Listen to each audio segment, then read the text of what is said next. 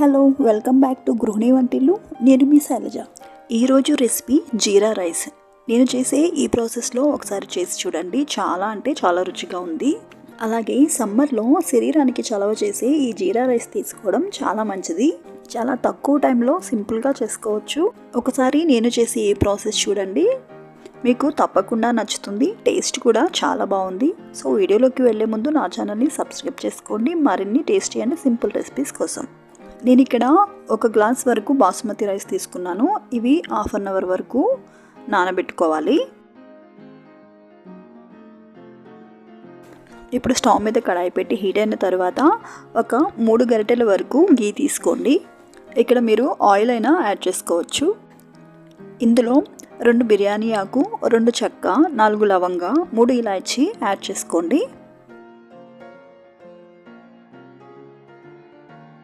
అలాగే ఒక ఎండుమిర్చిని ఈ విధంగా కట్ చేసి యాడ్ చేసుకోండి.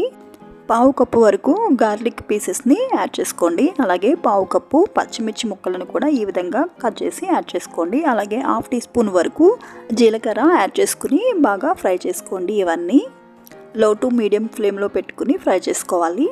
నేను ఇక్కడ ఓన్లీ నెయ్యిని మాత్రమే తీసుకున్నాను.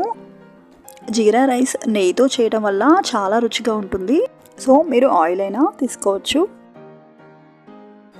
ఈ విధంగా బాగా ఫ్రై చేసుకున్న తర్వాత 1 గ్లాసు రైస్కి నేను 2 గ్లాస్ వాటర్ యాడ్ చేస్తున్నాను.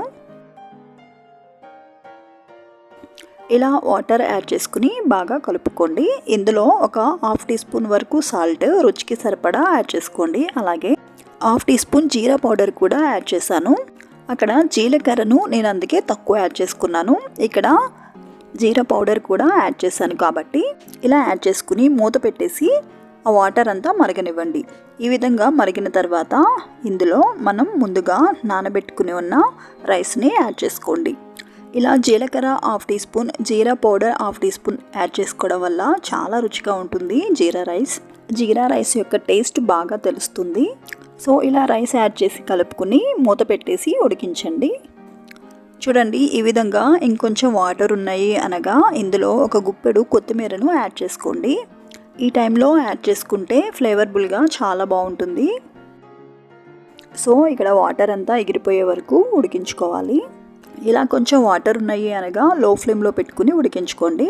ఇలా స్పూన్తో చెక్ చేసి చూసుకోండి, లోపల తడి ఏమైనా ఉంటే మనకి కనిపిస్తుంది. సో మనకి పర్ఫెక్ట్గా ఉడికిపోయింది జీరా రైస్. ఇప్పుడు ఈ జీరా రైస్ని ఒక బౌల్లోకి సర్వ్ చేసుకోండి. చూసారు కదా ఎంత పర్ఫెక్ట్గా వచ్చిందో. టేస్ట్ కూడా చాలా బాగుంది. ఈ జీరా రైస్లో నాన్ వెజ్ కర్రీస్ కానీ రైతాతో కానీ తీసుకుంటే చాలా బాగుంటుంది. సో తప్పకుండా మీరు కూడా ట్రై చేయండి. ఈ వీడియో నచ్చితే లైక్ చేయండి, అందరికీ షేర్ చేయండి. మరిన్ని వీడియోస్ కోసం గృహిణి వంటిల్లు ఛానల్ని సబ్స్క్రైబ్ చేసుకోండి. Thank you for watching.